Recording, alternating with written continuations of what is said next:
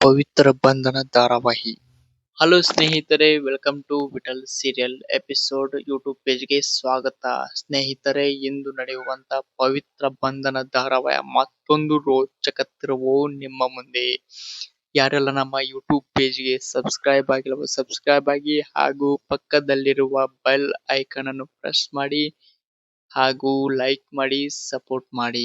ಸ್ನೇಹಿತರೆ, ಸ್ಕಿಪ್ ಮಾಡದೆ ಕೊನೆಯವರೆಗೂ ನೋಡಿ. ಹಾಗಾದ್ರೆ ತಡ ಮಾಡುವುದು ಬೇಡ, ವಿಡಿಯೋವನ್ನು ಪ್ರಾರಂಭಿಸೋಣ ಬನ್ನಿ.